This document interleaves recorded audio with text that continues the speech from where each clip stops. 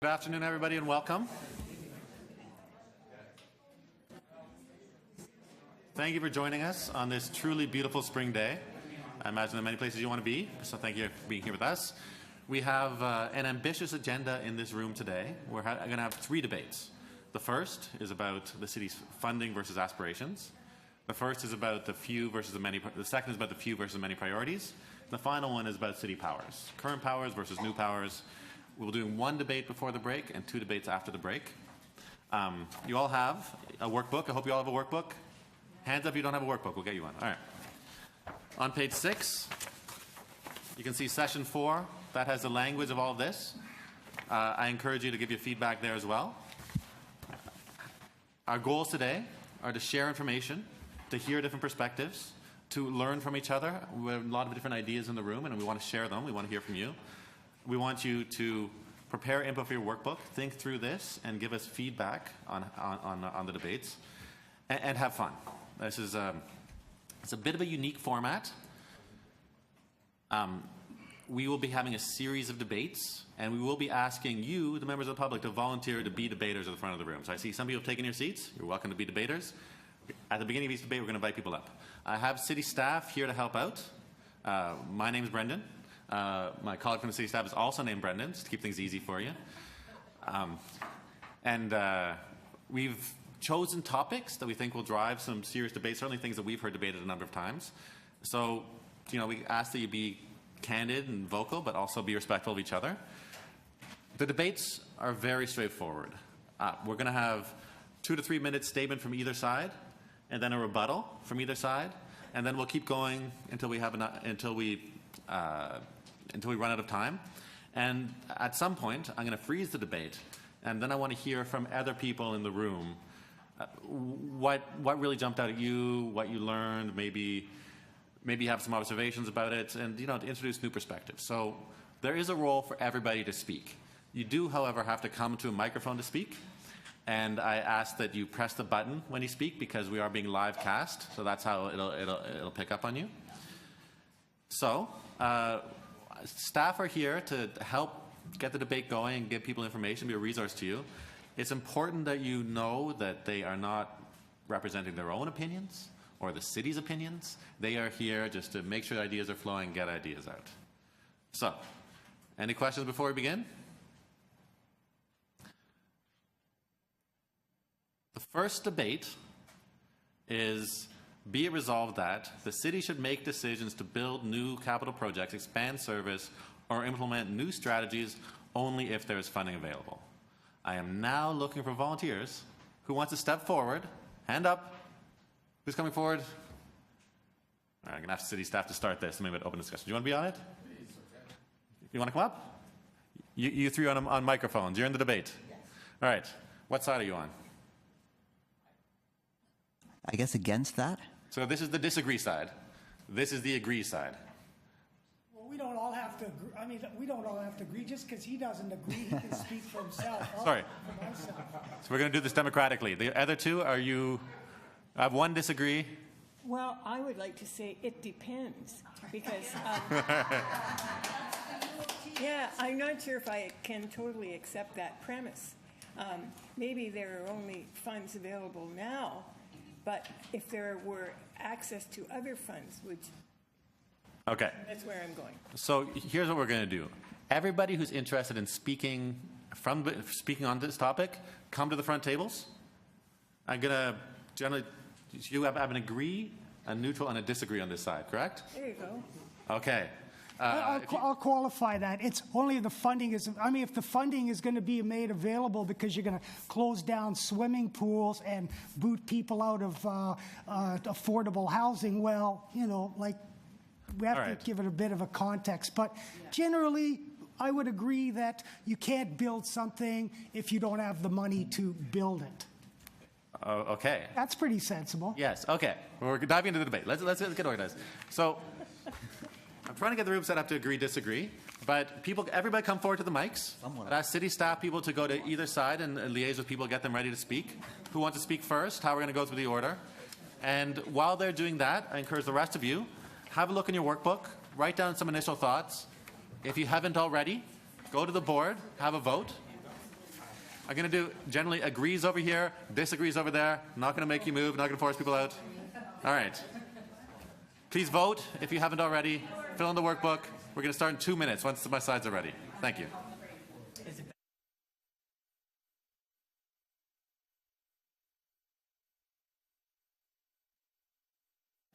Yeah, so this is disagree, that's agree. I'm sorry, I do need to get the teams ready. Disagree. Disagree, agree. Yes. I think so, yes.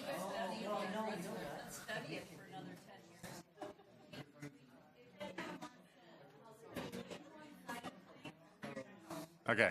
Yeah.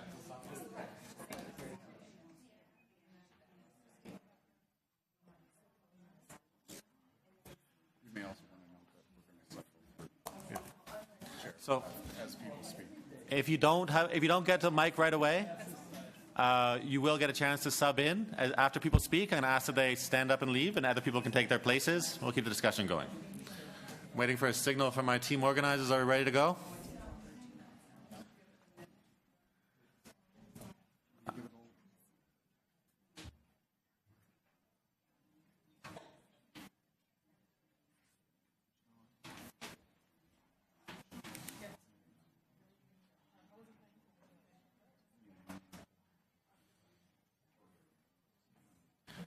I will also point out that we have staff available if you have any questions to ask at any point, any facts you want checked, any resources you want, or here's a resource.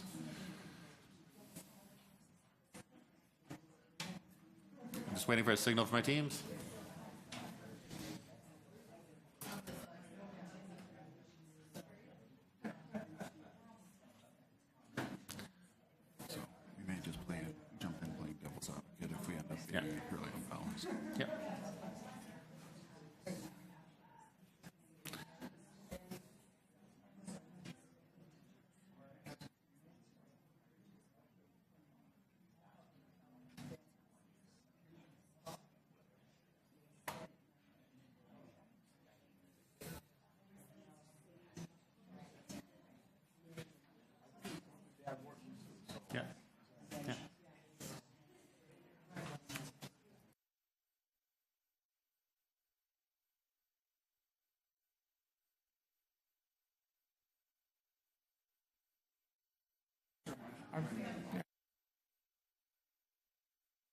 Just like that.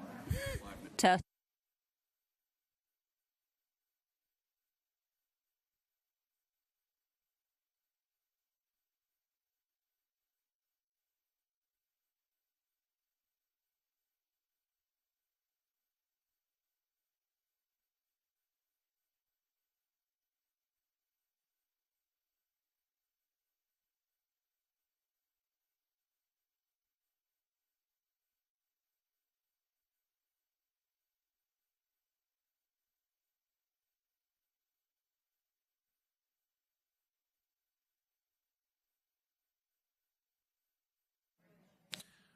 Beth and Winna, are we nearly ready?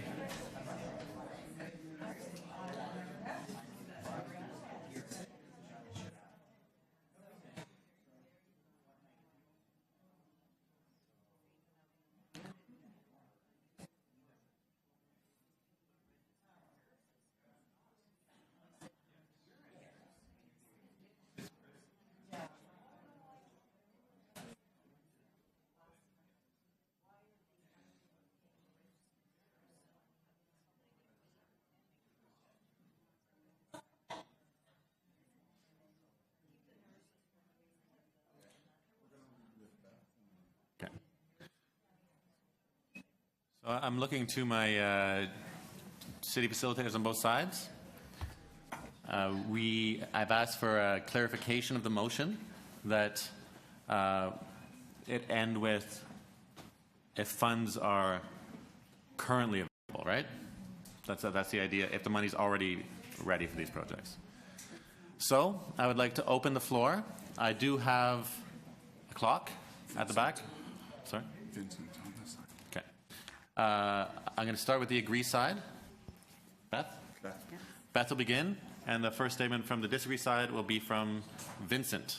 And I'm asking you to limit your comments to 2 minutes. Beth, you have the floor. Hi, and we're going to split the floor a little, but currently there are $29 to $30 billion in unfunded projects here at the City of Toronto. This is not sustainable. This is not a way we can move forward, and that's probably why we're here today. But budget pressures increase every year. There is not a big appetite to raise more taxes. They want to keep taxes low, and in order to do more, it's not like we ever have a surplus, so we really need to look at having funding available before we commit to projects. You don't want to sell the public a bill of goods, come up with the next shiny toy and the next announcement, which I'm sure our colleagues on the other side will argue about aspirations. You can create all the aspirations in the world, but if you don't have any money to pay for it, it is not fiscally responsible. I might aspire to buy a mansion in Forest Hill, but no one's selling me that mansion unless I have money to pay for it. I may aspire to do renovations in my house, but again, no contractor showing up at my house unless I have money to pay him or her. So overall, it is responsible to only take on new city building projects or expand service if we have a way to pay for it, whether that is with existing funding or by approving new revenue. I turn it over to my colleague here. So building off of what Beth said, with having to wade through almost $30 billion of pre-approved projects that you don't have any capital or operating funding for, it's almost irresponsible that, say, 5 years down the road when funding does become available, you're looking over projects that have aged out, that do not apply to where the City of Toronto and its people are today. So we have that park downtown over top of the railroad tracks, and that looks great, and all the city councilors are posting about it, and that's wonderful. But in 5 years, when more than the 7,500 proposed units of TCH are shut down, and in 5 years when we have more people and less subway, is that still something that we should be wasting our time on? And we're debating all of these things that we don't have money for, and that may not even serve us in 3 years when the funding becomes available. Okay, thank you very much. Referring to the other side of the table and reminding you that when the light is on your microphone button, that means the microphone is live. I believe it's Vincent to begin from the disagree side. Yes, hi there. So actually what I find interesting before we get started is that we probably have a bit more similarities than I imagined in the beginning, which is good for the purposes of debate. But generally when I'm looking at this question, I think we've as a city, we've painted ourselves into a corner where we choose to not have money available. And thus we choose to have small visions. And what I mean by this is, okay, so we said we have no funding available for specific projects. I don't actually disagree that we should be investing in a repair backlog, let's say to TCHC or the TTC state of good repair. We also have to have aspirations. The reason for that is, where are we going to get that money from? It's going to come from revenue tools. Right now, as it was Beth, I think you said, there isn't much of an appetite to raise taxes. I think that's because the city has currently failed. Not city staff, but city politicians have failed to be advocates for what taxes can do. They keep telling us citizens that we don't want to nickel and dime you. You're going to be nickeled and dimed to death. Instead of saying that taxes are not evil, they are an investment in society. That's how you get funding. If we think small, then of course people will think, okay, why would I raise taxes? Where are you going to be funding? If we build aspirations, that we present to citizens the city that we want to have, a city where we have infrastructure that works, that we have public housing that actually houses people, where we fight homelessness, that we build public transit, all these big picture ideals, then we realize what tax money can actually do, and we start changing the conversation around, well, do we have enough money? Of course we do. We are a wealthy society. We definitely have enough money. We're just not accessing it. And we need to change the conversation around taxes so we can advocate for the big picture projects that will allow us to create these funding sources. Thank you very much. Thank you. And I saw a hand over here. Please state your name as you begin your comments, to rebut or to introduce new information. I'm Karen Buck, and I've been advocating at the city for many years. And I believe that with the funding that there is that is available, there may be good opportunities to put in a program, spend the money, but set up that program so that it is actually creating a savings in accomplishing the targets and the goals. And I'm basing this information on the National Health System of Scotland. We have a dental problem in the city of Toronto. We spend money putting fluoride into the water where it's useless for dental health. And the National Health Service in Scotland, well, they had a vote, and they decided in 2004 that they would not put fluoride in their water, and instead they would take money that they already have, put it into a dental health program with targets and a certain amount of funding, and they have now been very successful at achieving better dental health for the children aged, children to age 17. Most of those children now have a dentist, which everybody needs. And besides that, they have 2 universities who are tracking the financial resources. They are now saving every year £5 million in spite of the fact that they now are providing better dental health care. So I think you start out with the money, but you put in programs that actually achieve and accrue savings so that you're being smart about how you spend that money. Thank you. Thank you very much. I saw a hand up over here in front of the room. I'd ask that you state your name and dive in to rebut. My name is Linda Barrett. I have 40 years of tax, many years of financial planning experience, etc. So I'm going at it a little differently than the way you see the city today. I'm going at it from the point of view as how I would build a financial plan. And I would ask all my clients in the initial interview, what are your aspirations? What do you want to do? What are we building over 30 years? So I would be looking at what are the aspirations, what are the vision, building a model based on their wishes and desires. I would do the wish list. The wish list does not need to be carved in stone, but it gives a building block to look at. So if you have funding available, you've got an immediate list to say, here is our list. This was number 1, but we review it every year, and it may not be number 1 the next year. The other thing I can say from my own personal experience is my own neighborhood association have put forward a wish list to our own councillor with respect to what we want in our neighborhood. Out of that wish list came out a project that's now going to go on that is much greater than what it would have been if we didn't have that wish list, because it piggybacks on a capital project that was coming up into the capital works this year. And then they could piggyback this on and put it on much more cheaply than if it was sitting out there and somebody looked at it 2 years down the line. So that's my rebuttal. Thank you very much. I see a hand up over here. That was very... Your name, please? Oh, Deanna. That was such a good point. And so I'm thinking that as a branch off of that, if you are going to, the capital projects, I'm not sure, how can you advise on how often are those revisited and revised in terms of re-ranking them year to year? Are those... Can I defer to city staff for a comment on this? So I'm Steve Conforti from Financial Planning. So we will review the capital program on an annual basis, both those projects that are funded and those that are currently unfunded. Okay. So we reprioritize capital projects every year, right? So some projects are above the line, they're funded and they're ready to go. Others remain below the line, i.e. approved but unfunded. And so, Am I getting that somewhat right? They're not approved. I think they are exactly what we're speaking to in terms of aspirations. Their plans have been developed, but not necessarily approved. Okay.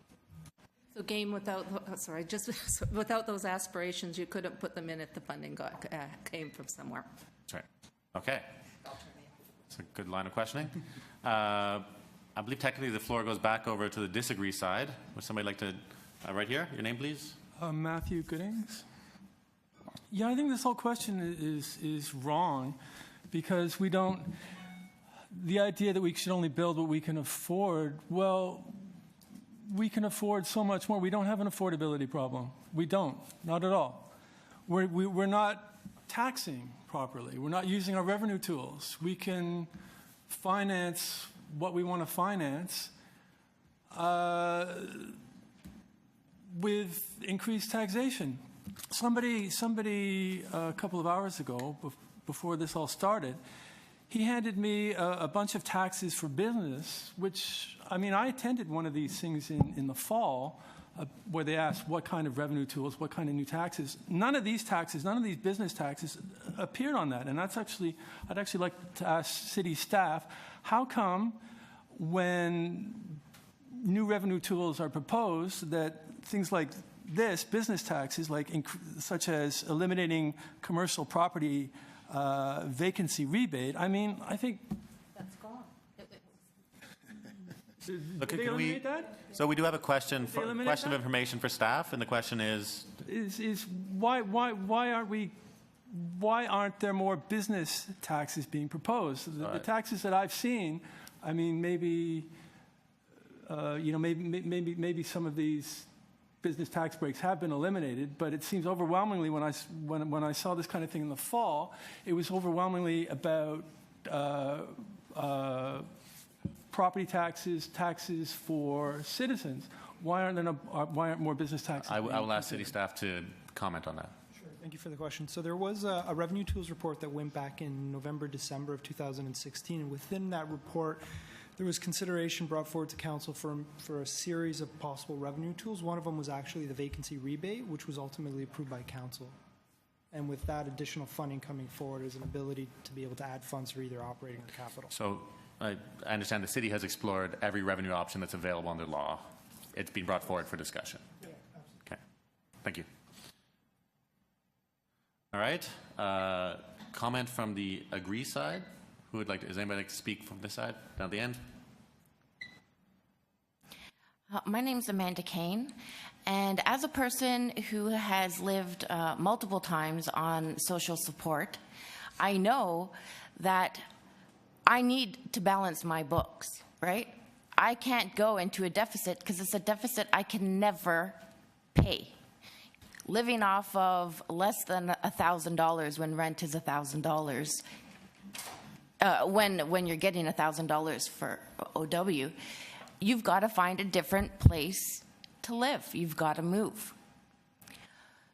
So we need to live within the reality of some constraints. It's great to have wishes, but as somebody who has constantly lived under a financial pressure, why should we think that that is not a reality that we should be facing across the city? Thank you very much. Referring to the disagree side, who would like to speak?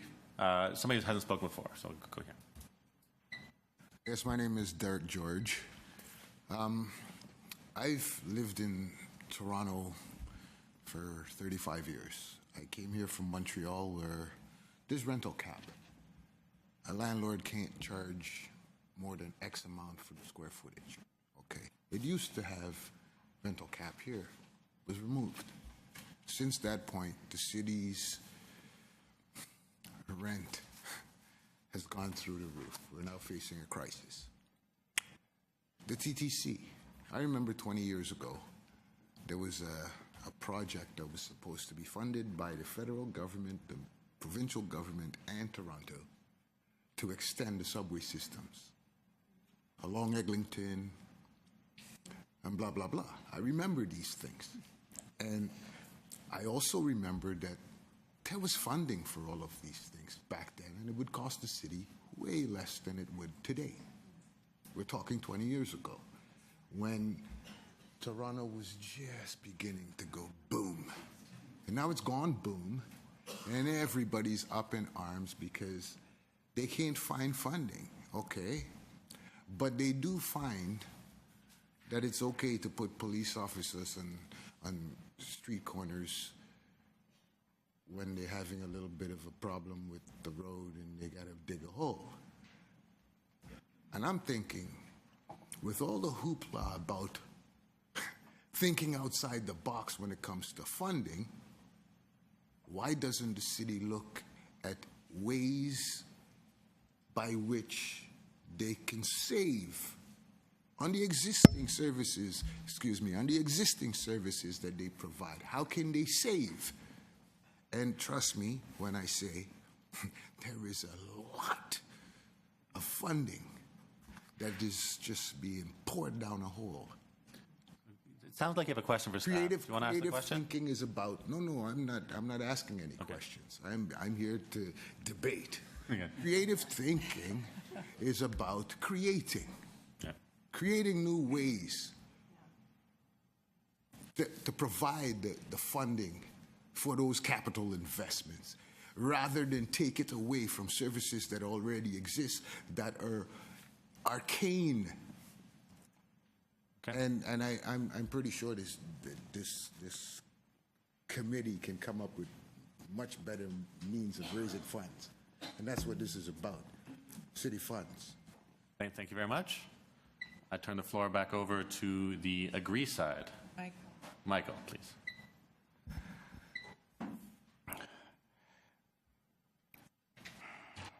So, in this entire consultation process, we have not actually asked people what they want to spend the city's money on. We asked them if they want more revenue, and we asked them if they think we can do the same things we're doing now but spend less. In other words, be efficient. But we did not at any point ask people if they want to continue spending the same amounts of money on the things that they are spending the money on now. And I think, therefore, we're just going to need a third round of consultation because it wasn't included in the first or second round. The entire question was just not asked. Now, obviously, the city doesn't actually approve anything unless they have the money. So in one sense, the question is sort of a moot question here.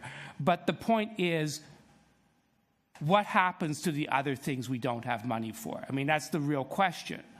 Is obviously there are things that are in stages of approval and that may be approved if there's money. I'm not disagreeing with that. I'm just disagreeing with the notion that there actually is an ability to afford those things.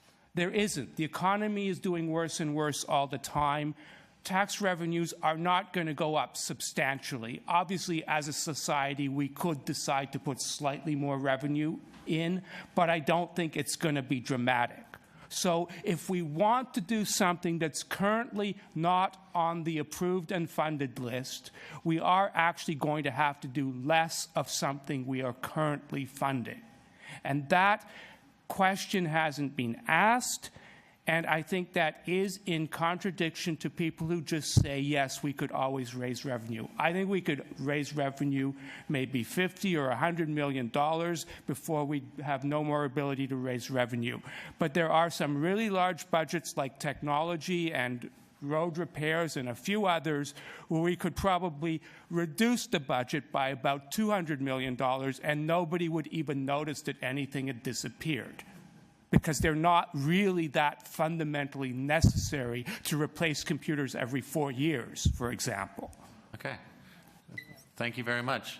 It sounds like the debate there are two key kind of underpinning ideas here. One is the aspirations we have as a city. How do we say that? The other is how do we decide how much money we can afford? Because we're debating within that framework. I feel like people are kind of attacking the fundamentals of the question a little bit. It's very interesting. So from the floor back over here, I do have a man at the end who hasn't spoken yet. You have 2 minutes. Tom Smarta. All right, there was this guy named C.H. Douglas back in the 20s. He was an engineer. He was shipped from England to India to go and build a bridge. He got to India, and there was the river, there was the trees for the lumber, there was a bunch of people sitting on the riverbank idle, and they said, oh, gee, we're really sorry, we can't build a bridge, we haven't got the money, we can't afford it.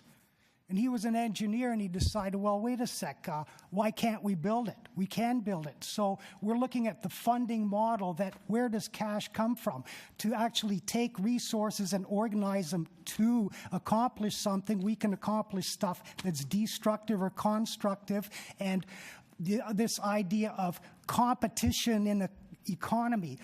That is ungrounded male energy. We should be looking at cooperating. How can we house, clothe, and feed one another without destroying the planet, which means without maintaining the environment so that we have clean water, clean air for the future? How can we vision for that? Just like C.H. Douglas was visioning for building a bridge, and then do the funding model to accomplish that. But if what we're doing is working about an economic system where we're worrying about a financial deficit where the banks' profits are skyrocketing, but the deficit of crumbling infrastructure, homelessness, pollution, congestion, that is just, oh, well, we can't afford it. Well, guess what? It's going to blow up, and it's going to have to be dealt with one way or another. What are you going to be doing? Sending in more cops and more security? So what we used to do before was borrow money from the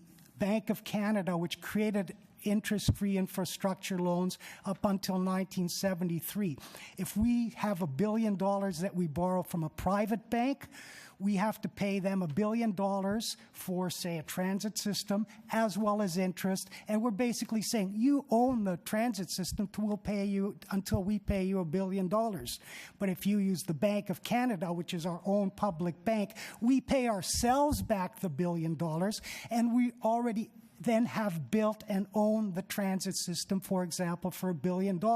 So we need to be looking at public funding for infrastructure, doing it interest-free, and working with other levels of government, the province and the feds. It can't be solved on a municipal level, and stop the privatization of the planet.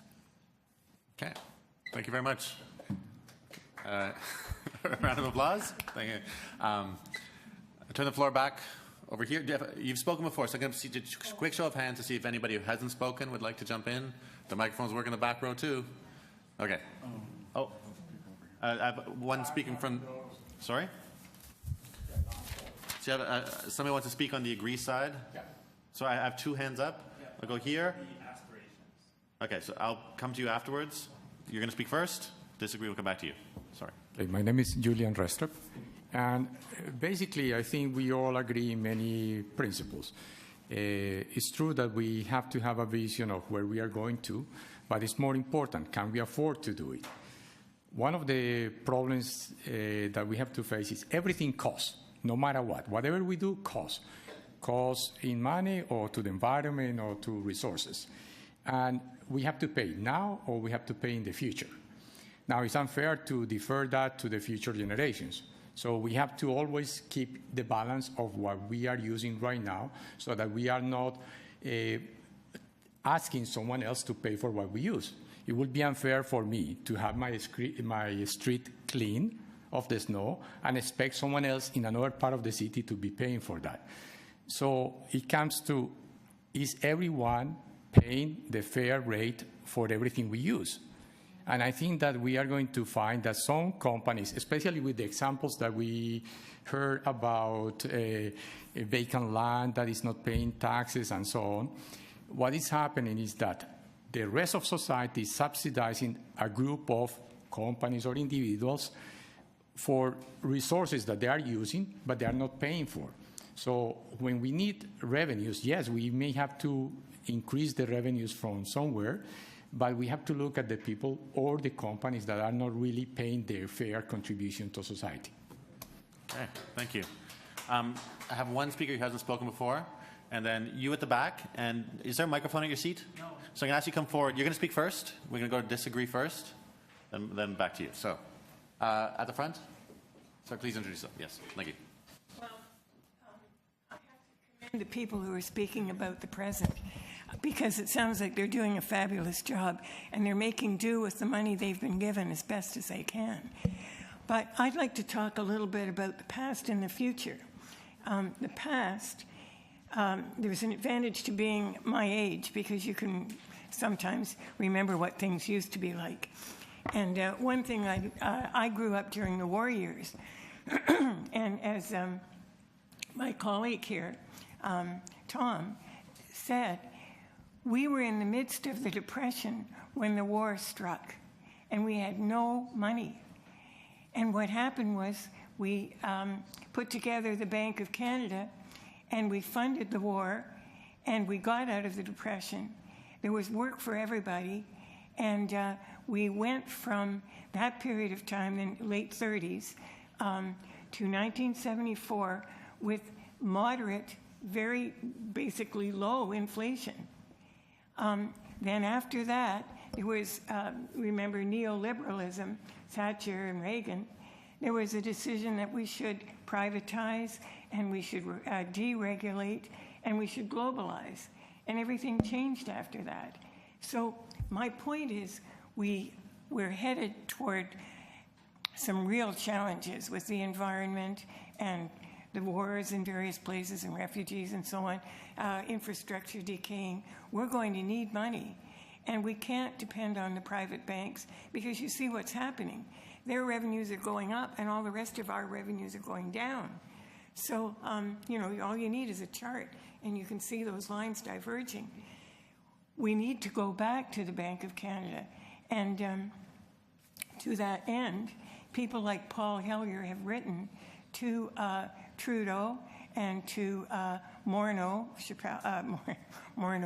who is the Minister of Finance, suggesting this. And what they're getting back is the argument, it'll be inflationary, in spite of the fact that we went 40 or 50 years with a very manageable level of inflation.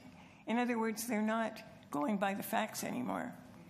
So I'd like us all to think about that. And one last thing, if you want to know more about this, www.comer.org.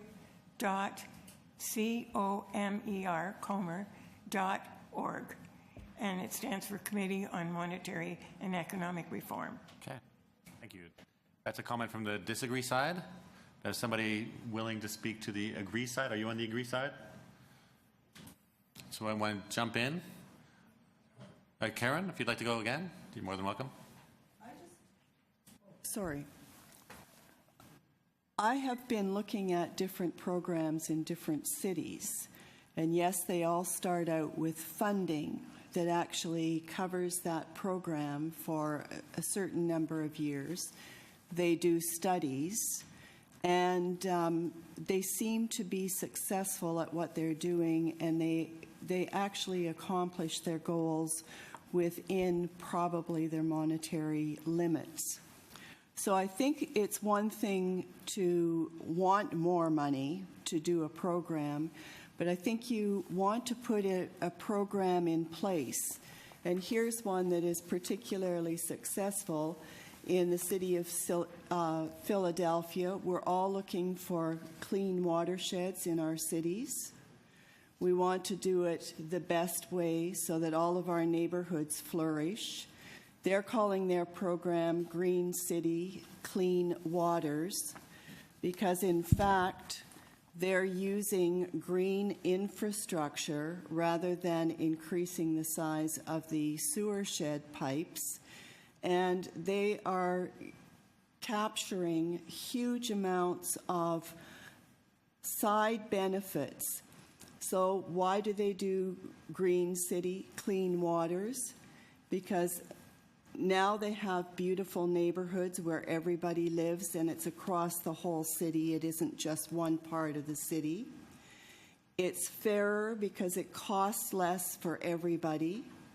It's better because it provides jobs for all of the young people and a different group of people. Landscape architects, a lot of them are women, and a lot of them are now given an opportunity, along with males, to work within a city. Thank you. Thank you. Referring back to the disagree side, I believe I have one person ready to go. Please introduce yourself and begin. Hello, my name's Dave. It wasn't easy for me to pick one side or the other, but I actually agree with everything that I've heard. Like, it makes sense to me so far. And so on one hand, I think aspirations are important, because where are we without our dreams and our vision? And I do realize that we have budget constraints, resource constraints, and many of you have spoken about how we can find some efficiencies and how to reallocate, et cetera. So I'm more about the aspirations, though, because I think we have societal norms from education, from many generations, that tend to blunt creativity and new ideas from being shared, from being tested, and collaboration. I heard that word. Less about competition and comparison and right versus wrong, and more about sharing for the greater good. And what is that? What is the aspiration? And that can be discussed. And I think it's important to have that integrated. Maybe a department of aspirations from Canada. I don't know what to call it, but just one thing. I'm a healthcare professional. I'm a pharmacist, and after working in that field for 10 years in the medical field, pick a disease state, cancer, for example, diabetes, what have you, whatever, cardiovascular disease. We're so focused on treatments, expensive Band-Aids, that drives the machine, the economy, the profits, et cetera, et cetera. Look at the Fortune 500 companies. And, I mean, we're literally paying for our sickness through subsidized industries like food and sugar. We haven't talked about that. We're paying for those, and then we're paying for the expensive treatments that are vastly ineffective.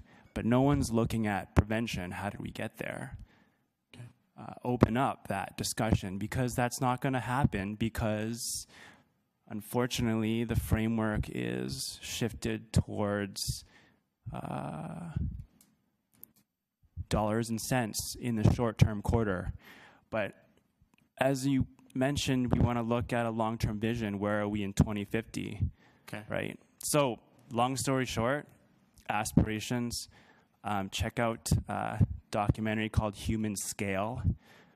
We live, if you haven't already, it's kind of inspired me to be here, actually. So basically, in a nutshell, one sentence, it looks at how very little we know as Homo sapiens living today.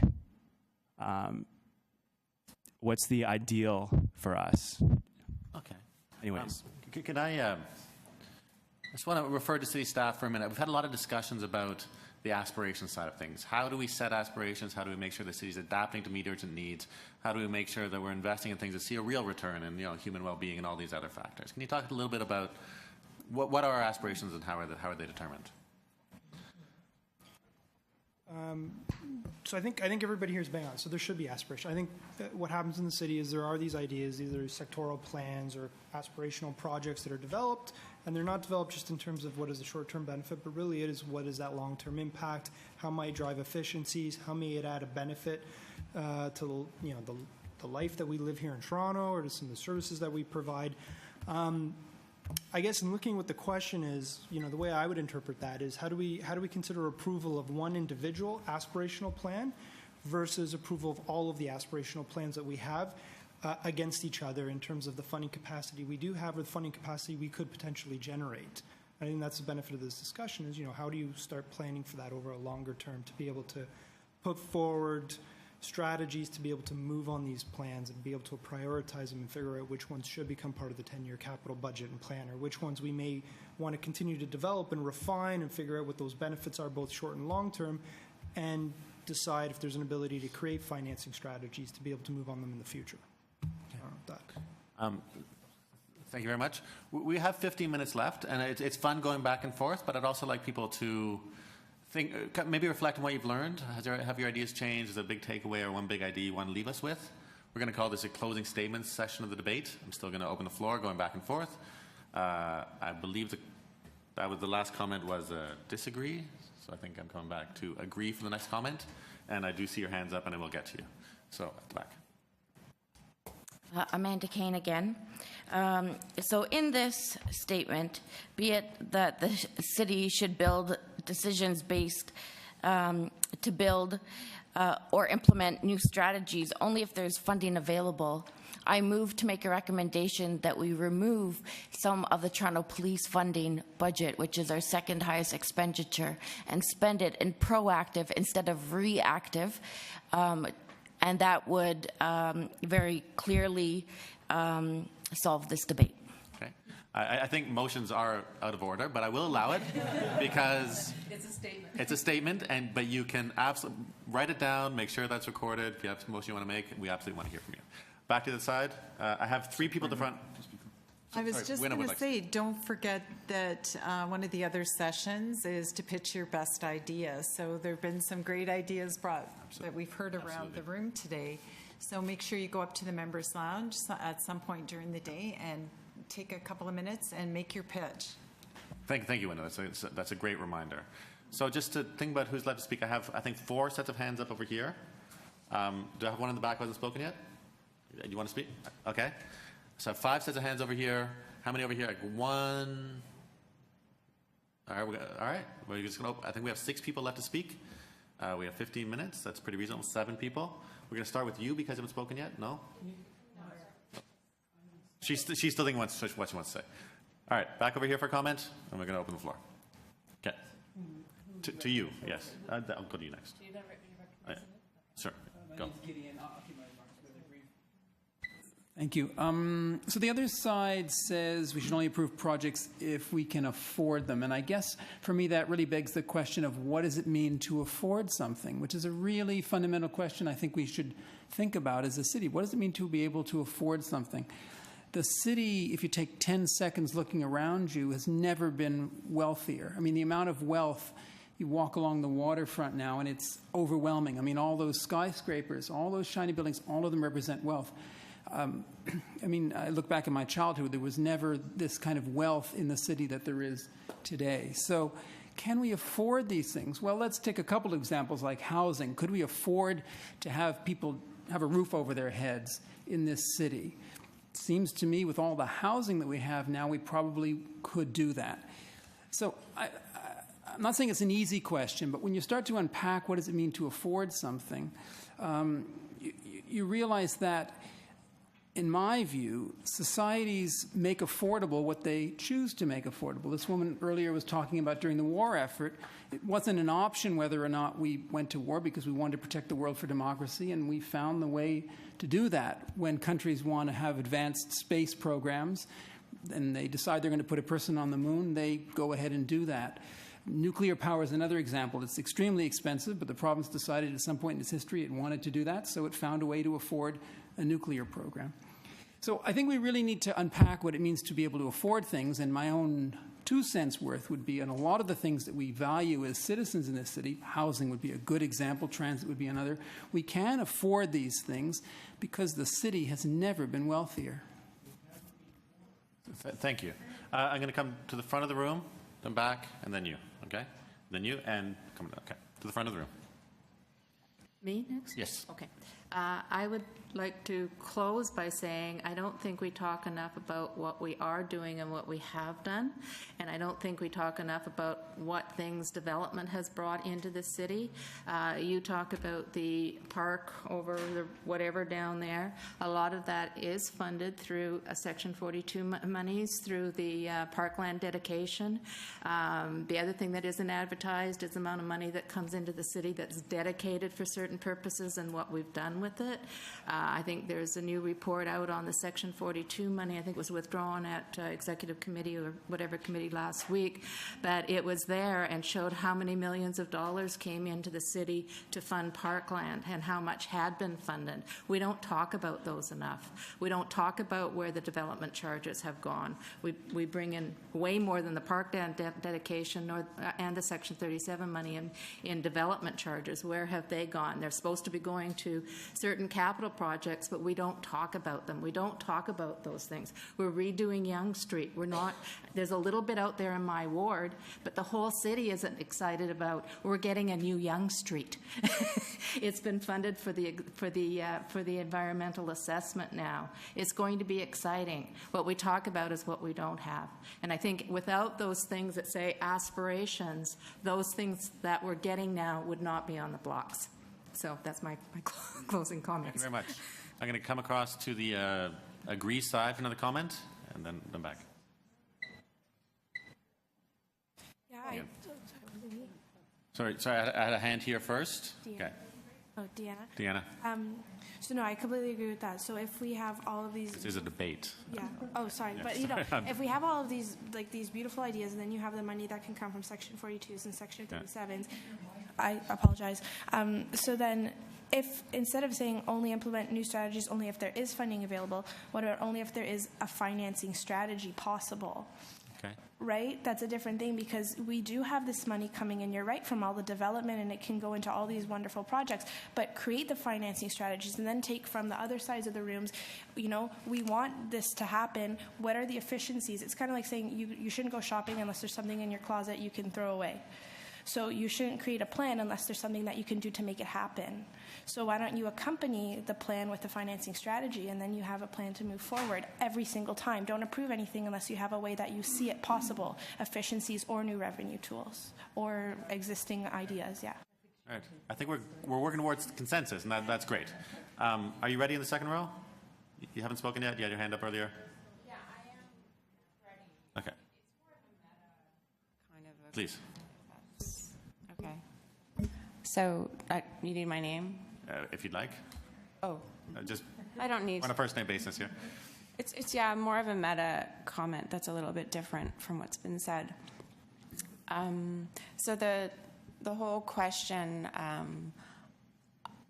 I wanted to speak to two aspects of it. The aspirations aspect, so what are our aspirations, and we're debating about those. And how the city should be deciding about the aspirations or voting. And I think it's sad that you can't just sit down yourself, one person, and decide, what is it that's important to me today? What do I want to build myself, or what services do I want to have for my family? And how do I do that? I need to go to a debate, and I need to hope that I can persuade people enough to agree with me about what to use with my money. And I don't think that's right. I think people should, you want to do something, you have to work at it, and then you get it. Or you don't, and you have to revise what you do. And that's what I do with people every day. I'm in the mental health field. I work with people to achieve what they want to achieve. I don't want to talk to them about how to persuade a group of people to agree with them so they can do what they want. The second thing is about funding. It's a euphemism if there is funding available. And people talk about, well, we can just use revenue tools, and why don't we just raise taxes, and why aren't there more business taxes? So I can barely keep my business afloat because there's so many government regulations. But I do, and you want to take more money from my business. And I don't think that's right. I think it's an improper use of force. And that's really what I wanted to say, but I did want to address the comment about the police. I have to say that I'm very happy if I feel like someone is breaking into my home, that I have 911 to call, and I don't understand why people are so anti-police. That's what I wanted to say. So we are We have a few minutes left. Let's do a lightning. I'm going to go back and forth. Let's keep it to 1 minute. Let's do some quick closing statements. I have 2 over here, and I have 4, 5, 6. It's going to get very tight. I'm going to have to close the speakers list at some point. Let's go back and forth. Encourage for the survey. Sorry? Encourage for the survey. Okay. And of course, you do have the you have this to fill in if you don't get to speak, and you can go online, and everything is there as well. So let's do quick 1 minute rounds. In the back row, Michael, 1 minute.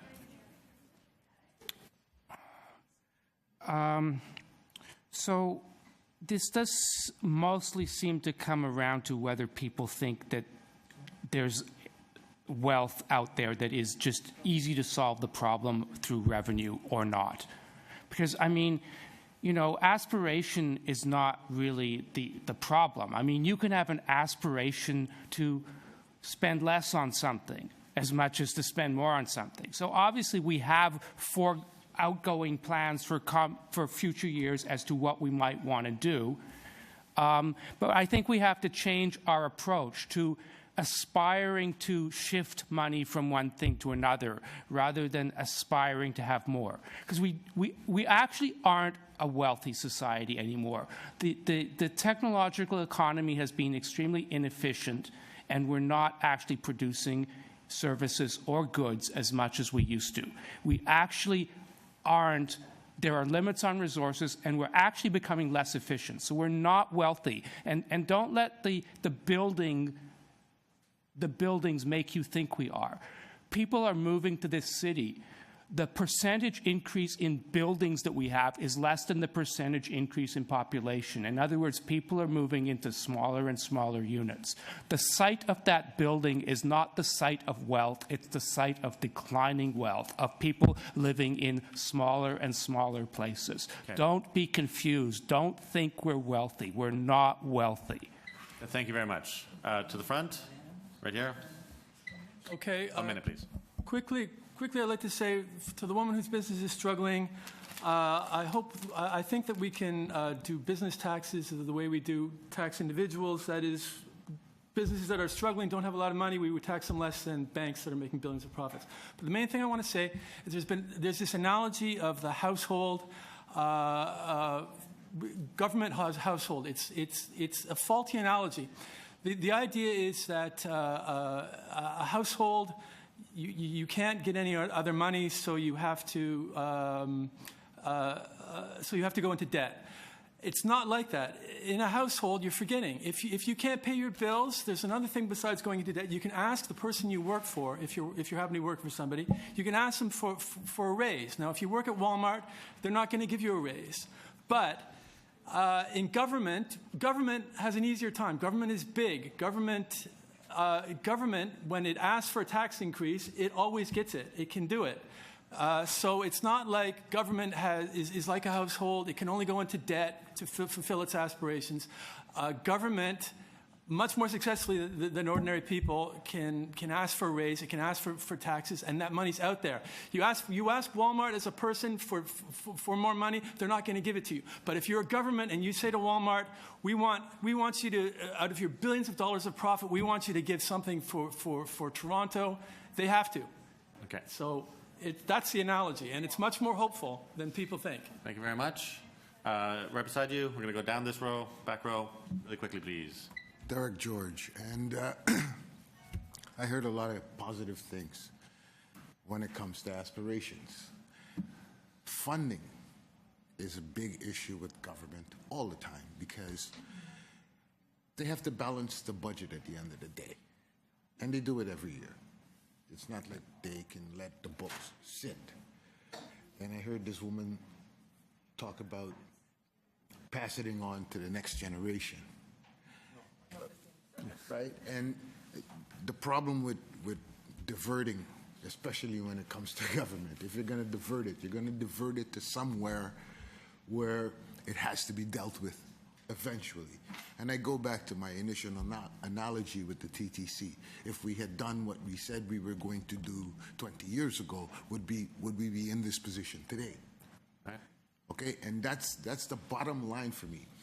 When the money is there to use, we need to use it. If there's a program that's failing because of a lack of funding, we need to generate funds to put funds into that program so it doesn't die. The parks are being closed. They're digging up pools that children need in the summertime to stay cool. They're digging them up. And what are they going to do? Build condos. And I keep hearing that there isn't enough money into. So where is the funding for all of these condos? Where did the money come for building the whole new waterfront? Where did it just appear out of nowhere? No, the money is right here. Yes. It's how we use it. Thank you. Thank you. And that's my aspiration. I want to see Toronto use the funds that we have. I believe I have 3 more speakers, and 1, 2, 3, and the book is closed. Next. Around costs, we're looking at financial costs, bookkeeping, and then we're looking at environmental costs. I like that idea about clean city, clean water in Philadelphia. Another example of that would be the cost savings. If we take people off of the street that are homeless, we end up saving money on incarceration, we save money on healthcare costs, we save money, et cetera, on a lot of different ways. How do we move into sustainability and health for society, house, clothe, and feed one another without undue burdens and doing it in a fair way? And I'm also suggesting that the public sector, public bank could be used to create an interest-free infrastructure loan. How much are we paying for interest each year as the city to the private banks? Okay. And I'm saying we don't have to be paying that, and redivert those funds, and then when we see a payoff similar to a Philadelphia for their initiatives, it becomes a cost saving, and it becomes people are actually healthier, and people can be more productive. Okay, thank you. Right here. Yeah, so in closing, I do find it very heartening to be a Torontonian, because I generally agree with what the so-called other side is saying. I know it's supposed to be a debate, but that has to be said. We all seem to have good ideas how to build a better city. But I think there is a fundamental disagreement between the two sides in this question. So the agree side, I'm not saying you guys particularly, but the agree side in the question, is basically saying we have a small pie, and how are we going to divide up the pie? Now, it's always very, very good to think about creative ways of spending money. Of course, and everyone has to have into creative budget. We all know that, and that's not a bad thing. But the question about aspirations is, do we have a small pie, or do we grow the pie? So I'll give you an example. I'm 27, from a generation that is essentially told to accept less and less. Where my parents' generation got to go to school with no debt, and they had a TTC system that was the envy of North America. Well, not no debt, little debt. TTC system that is the envy of North America in the 1970s, where we are now, where things are crumbling, and I don't want to think about how much debt I have, because it's just not, it's depressing. The neighborhood I grew up in southeast Scarborough, it's Guildwood. Large homes, large lots. My parents bought that home in 1988 for probably around $200,000, $250,000 they settled on. It's worth something like $700,000, $800,000 now.